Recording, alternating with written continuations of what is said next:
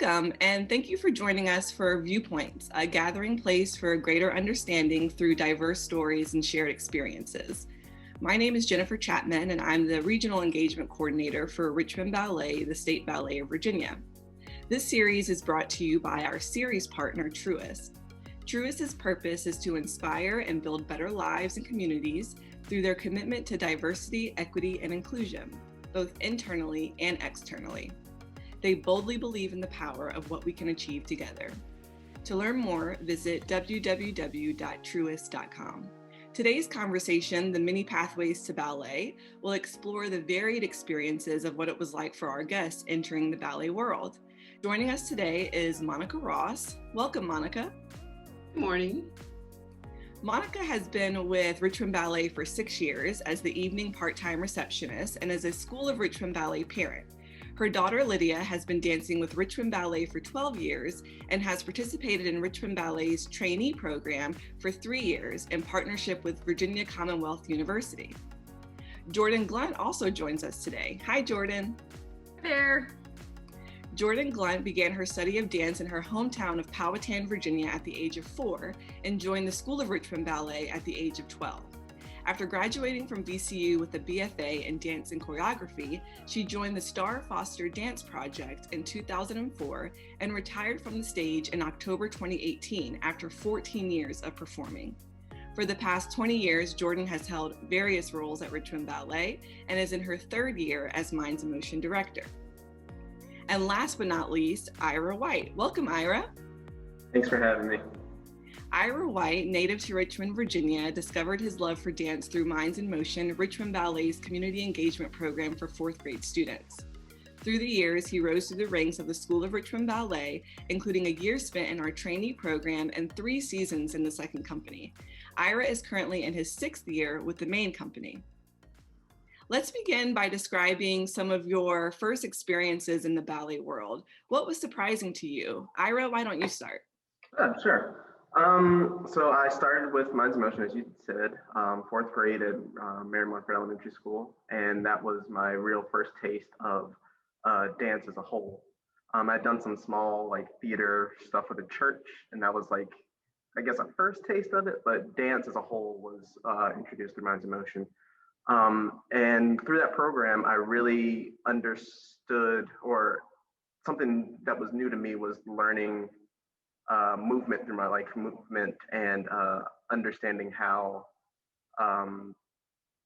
space was used through the body, or how to taking choreography and all that stuff and be a part of a group in a different way, as opposed to being a student in school and learning things, as this was solely movement based and something completely different, and something that I loved more than typical sports that kids were introduced to at a young age, something that was both artistic and physical.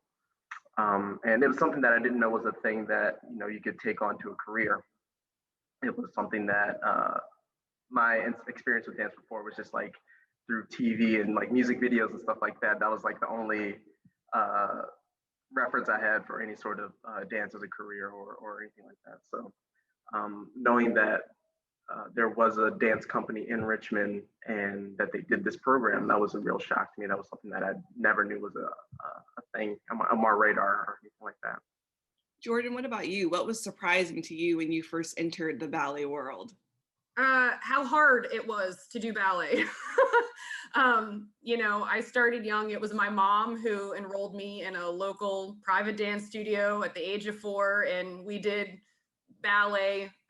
That's pretty young to start that. But, watching classical ballets on VHS tapes and professional ballet dancers just made it look so easy. And then, continuing on through ballet, it just was a shock how difficult it can be and how much discipline and effort and hard work you have to put into it. I would say also something that was surprising for me, I was an extremely shy child. I cannot believe I'm going to admit this, but my mom would speak for me all the time. It was very rare for me to feel confident to say anything on my own. And in dance class and ballet class, it was surprising how freeing it was. I started to feel like I had a voice. outside of my actual voice, just being able to express myself. So I think those were like the two biggest surprising experiences entering into ballet. And Monica, what about you from a parent perspective? What was most surprising to you? What was most surprising to me was the hard work that children, especially for Lydia, who started in Minds and Motions in the fourth grade as Ira, uh, and ended up auditioning for Excel as well at Bonner Elementary School. Mhm. And yeah, she's had a great experience with it. And I would like to also add, she also was awarded a Stoner Wizard Scholarship. So she's had a journey, and as you know, now she's a third-year trainee. Well, that kind of, leads me to my next question, Monica. Monica's daughter, Lydia, is in our trainee program. And, she came through Minds in Motion. As a parent, sometimes we hear that it's like stepping into another world with the tights and the ribbons and the shoes and all of that. Did you feel adequately prepared to support your daughter in her ballet journey? And did you wish that there were any other like resources that could have been shared or offered to you? Absolutely not. I mean, if I could say I was green, okay, I had no idea that it was ballet was so involved, and it's a lot of hard work that's put into it. I will tell you, it was a lot of nights that Lydia and I went home crying together due to her experiences. And no, you're not prepared, but as you go along, you get advice, you observe, and also study. So that's that's how I got there. But yeah, it was Jordan, very surprising. Jordan and Ira, what was it like for your families in kind of going with you through this ballet journey? Well, for me, especially for me being a male dancer of color, it was something that was it was, again, it wasn't on the radar for them. It wasn't something that they were prepared for, but they were very supportive. Um, we were all kind of like Monica was saying, like how you just kind of go with it and go along with it along the way. Yeah, it was something that wasn't anything for them to prepare for. They just kind of we all had to go along with it. Um, yeah, but I'm glad that I had a support system like that. Yeah. Um, they're 100% of the way. They come to all my shows. They want to make sure that they're there for all my shows, even during this time. They want to, make sure that they can support me still, and that they're doing everything they can to support me in this field. What about you, Jordan?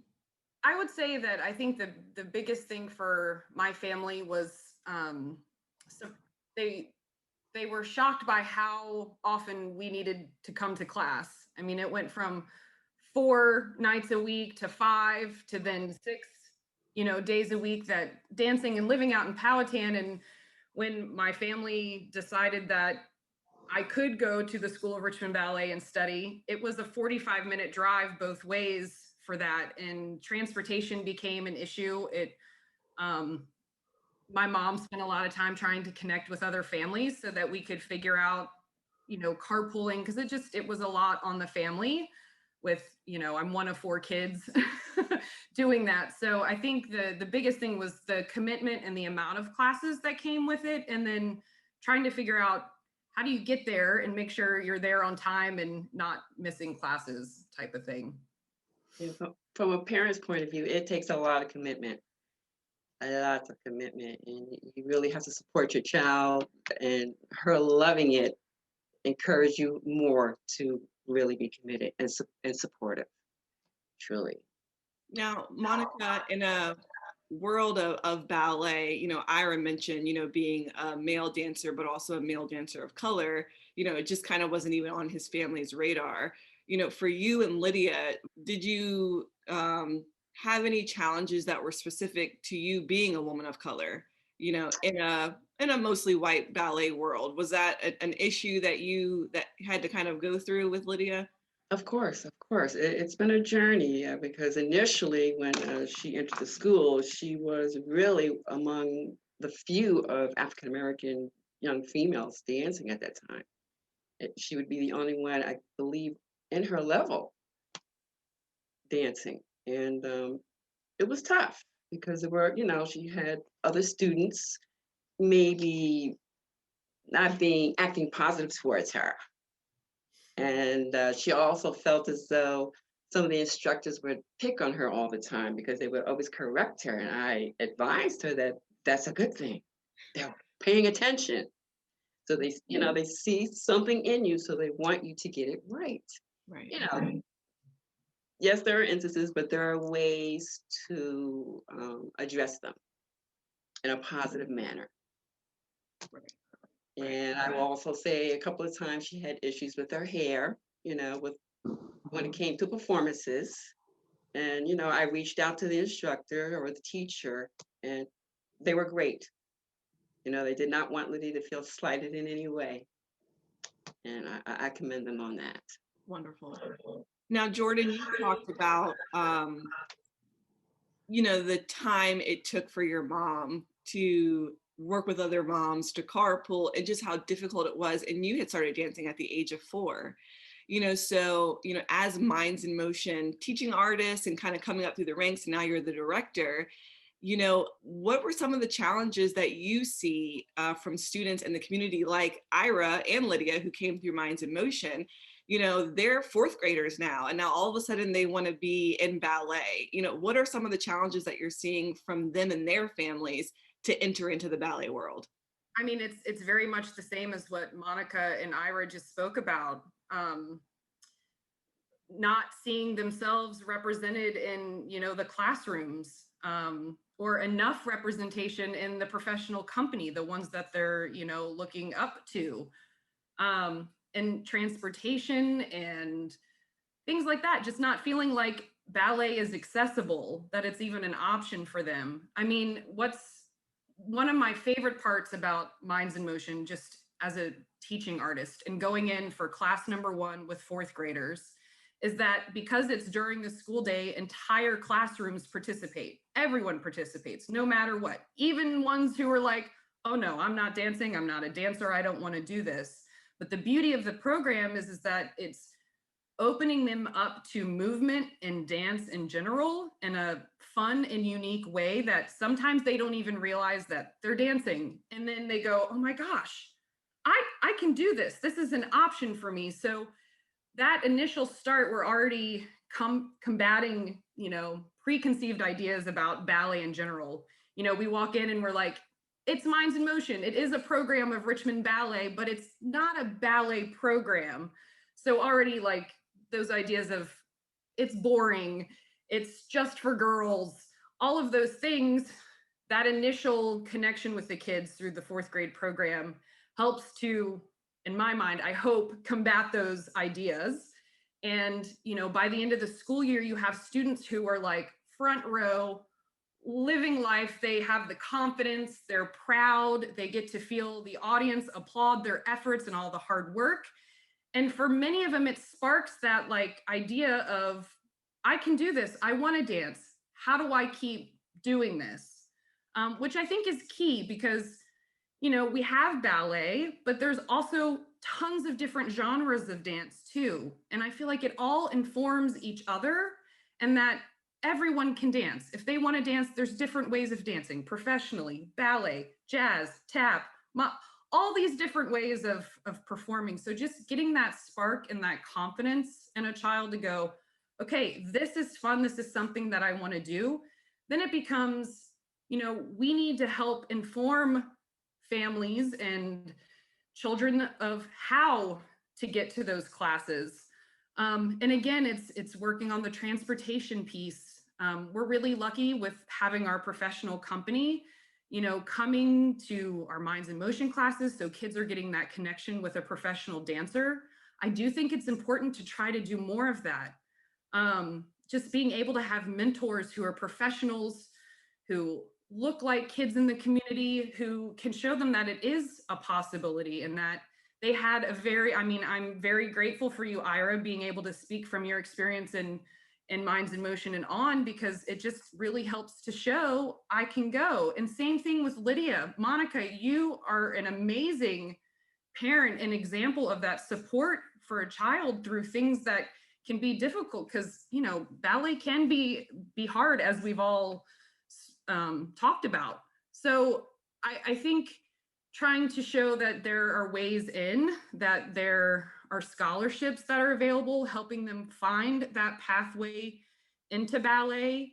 I think I think when I was younger, I also sort of fought that preconceived idea of, well, if I'm doing ballet, I'm only doing ballet. Like, I'm not going to be good at any other type of dance.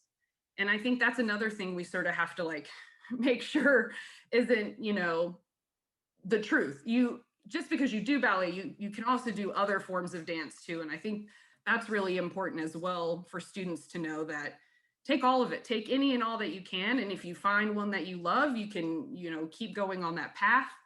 But right, finding the transportation, helping to find the scholarships in the way in, and just being a resource to families. Just really encouraging. I love hearing you say, Monica, you know, so I called and I talked about it. You know, I just really, I love that if you have questions about things or you have concerns, I think communication is a big key, and it's a responsibility of the teachers and the staff who are working in this world to be available and really be open for communication. I think that's key. And I've had parents come to me and ask me, how did Lydia get to where she is? How did she get into the training program? It's like, with hard work. And I've had them say that they were afraid to speak to the teachers. I'm like, not true. They're very open, they're kind, and they are willing to listen and will work with you. I can attest.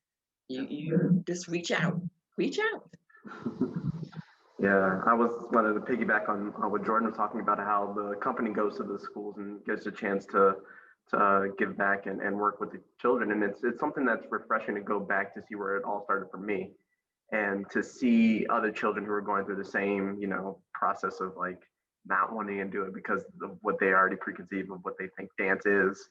And then slowly that starts to chip away. And by the time the shows happen, they're completely new children and completely invested. And it's always nice to go back and see that spark, you know, that same light in those children who, you know, decide that maybe this is the right path for them to take. And it's just nice to be there and to know that, you know, that's still happening after the program's been around for so long. It's been such a great gateway for so many people. Well, and I just want to say to whoever is watching us to please go to richmondballet.com and look at our Minds in Motion page and learn more about the program. And you'll see the smiles on the pictures, on the faces of the kids, on the pictures on the website. I mean, Jordan, I've seen even in our residency program, you know, I'll go and do the class viewing at the start of the residency, and everyone's like dragging their feet and not really into it. I mean, some are, you know, but then by the end, on the culminating performance, oh my gosh, it's like that same kid is right up front, cheesing, you know, being really extra, you know, and that's just in the 2-week residency program. I think it goes back to that, like, that underlying like sense of like how much dance is another way of communicating. And I don't think that it's fully realized. I mean, I know I didn't realize it as a young person until I was like, wow, this is really freeing. I feel like I can speak without speaking. I think that's a lot of what we see in those culminating performances, just this like release of everything. And it's just pure joy on stage. You know, when things open back up, I mean, things are altered right now in this, you know, time that we're in. You know, I'd love to see, I mean, of course, I always want to expand the program and reach more children, but I'd also, you know, I think it's important to find ways to maybe have master classes in different locations in the community so that we are making ballet, dance, having that access to class just more available in places that will make it, you know, easier for communities to reach. I feel like it's just as much as we can open ourselves up to the greater community to offer dance and ballet, I think that's just super important. Now, Jordan, you talked about, you know, knowing the importance of just because you do ballet doesn't mean that you can't do any other type of dance or any other art form. And Ira, I know you've taken your talents to different genres on a professional level, with obviously being a professional company dancer at Richmond Ballet, but also working professionally in musical theater. Are there any like notable differences between the two or similarities that you've experienced as, you know, an artist, as a male of color, like in both fields, or are they kind of the same? Uh, there's They're different worlds for sure. They're definitely different worlds. I feel like the world of dance, for some, it is viewed as not being as accessible, so you don't see as many people of color as you do in the musical theater world. I feel like that's kind of more open to being, because you're not just dealing with dancers, you're dealing with dancers and singers and actors and all that. So you have, you know, different, even with that, you have different gateways and pathways that people take. Um, but in terms of work ethic, it's practically the same. You have, it's definitely the musical theater world, the people way more extroverted because you have to be, you know, be able to be a person to take on different roles and different characters and all that. And for, I feel like in the dance world, everyone kind of does that more internally to think of their character. Um, but it's really refreshing to be able to work myself in those different ways, and it opens me up to, you know, learn lessons from people who I don't normally associate with or don't normally work with, and it brings the whole arts community together in a really nice way, especially in Richmond, because there's, you know, there's a big arts, you know, world here. So it is nice to be able to work with people who are, you know, just as dedicated to their craft as I am. And it just helps me mature as an artist. For sure. Monica, you and your daughter Lydia participated in the inaugural MOB, or Memoirs of Blacks in Ballet Symposium. Can you share a little bit of that experience with us? Yes, the experience was empowering. It was inclusive. It was all brown skinned young aspiring ballerinas. It was amazing to see that there were so many young girls wanting to be ballerinas, and they all shared these same stories. And it was incredible. It was a sense of community, and they were comfortable. They were comfortable. Yeah, yeah. That was going to be my question. Did you feel an even greater sense of community? Because, you know, we talk about, you know, Jordan, you know, reaching out to different communities through master classes, or, you know, Ira feeling that sense of support in Richmond for this huge arts hub that we have, you know, but we can also reach out to people in, you know, states or across the country or in other platforms to kind of give us that sense of community. And that's what you and Lydia felt with MOB. Oh, absolutely. There were people from all over the country. Yeah. At the Symposium. I tell you, it was uplifting and an eye opening. In what way was it eye opening for you? Well, it gave them confidence that yes, I can do this. I can be a ballerina in a professional company. They had to apply themselves and learn the history of ballet and where we come from, meaning history, Black history, and the ballet community, and that there is an opportunity. There is an opportunity. You just have to have diligence and well, yeah. Awesome. Well, Yes, thank Monica, you. you mentioned Lydia came up through Minds in Motion, and then you mentioned double XL or XL. And I was hoping maybe Jordan can kind of touch on for our viewers who don't know what that is. And then maybe Jordan talk about kind of that specific group of kids and what they go through. Sure. So we have our fourth grade population who has Minds in Motion within their school day at their schools, within the participating schools. And from those fourth graders, we find representatives from all of the schools participating. They do get to experience an audition, which is if you want to be a dancer in any form, most likely you're going to have to go through an audition process. So it's a good experience to have. The more you audition, the more you can learn, and it becomes easier to go through a process like that. So they audition to become a Team Excel representative. So they're in their 4th grade year, and they're representatives. And they get an extra dance in the show. And within Team Excel, they start to get a little bit more dance technique, sort of building towards the next portion. At the end of their 4th grade year, Team Excel can audition for what is now called the Ambassador Program, formerly Team XXL. And it's a scholarship after school group that represents the Minds in Motion program as a whole, and will perform around the area at different events. So they're getting ballet. They're introduced to a more ballet class, in addition to additional dance subjects, and then choreography. So they're learning choreography. So it's sort of taking that next step of dance and having that experience of a ballet technique class, modern class, and then having their choreography, and then continuing to have that performance aspect of it too, which is huge. Well, we all seem to have touched on kind of that sense of community. And to me, it's showing that that's key to entering the ballet world and in your ballet journey. And I think also in other, ways and parts of life, is having that and feeling that sense of community.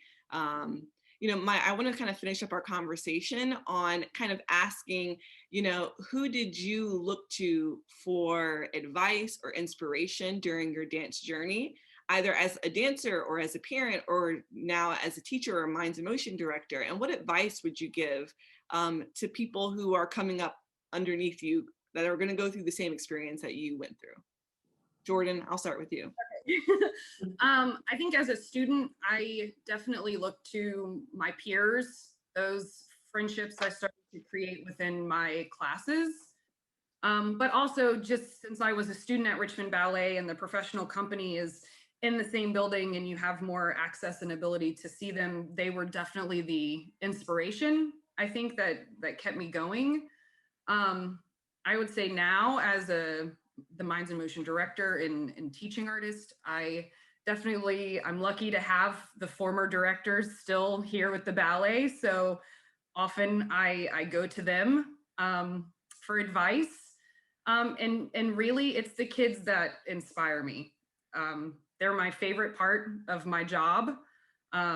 They bring me so much joy and happiness, and I just feel very motivated to be a resource to the kids and then also their families. I think that is the biggest thing. Did I hit all the questions? I think you did, yeah. Monica, I'll go to you next. You just have to be emphatically supportive of your child, your student. You have to, more importantly, you have to tell them, have fun. Initially, don't take it so seriously. Even as a trainee, don't take it so seriously. Have fun and just be yourself. Yeah, be yourself. Great advice. Ira, what about you? There was specifically a jazz teacher that I had growing up who was I felt like was the closest I ever had to like a mentor. And he was somebody who pushed me in ways that I had never been pushed before, because he also was a Black male dancer. And he knew what I was capable of, and he knew the right way to push me and said the right things and gave me the right, tools for inspiration and things like that. So he's somebody that I specifically have in mind, that I think about whenever I'm having problems, or I think of what he would want or what he would do in certain situations. And for the generation coming up, just, feel free to talk to people who've been through the similar experiences as you. People are here to help you in these, trying times, especially now with things being so different. And, there's a lot that we can all learn if we just, communicate and talk to each other and be there for each other. Wonderful. Well, thank you all, Monica, Ira, and Jordan, for joining us for our first episode of Viewpoints, and for sharing your stories today. Thank you so much for having us. Thank you. Richmond Ballet is committed to the pursuit of active and ongoing learning and creating a culture that is reflective of all voices and perspectives. And we'd love to hear from you. So be sure to engage with us on our social platforms and share your pathway to dance with us. To learn more about Richmond Ballet's commitment to diversity, equity, and inclusion, visit richmondballet.com/DEI and stay tuned for more episodes to come. Thank you for listening.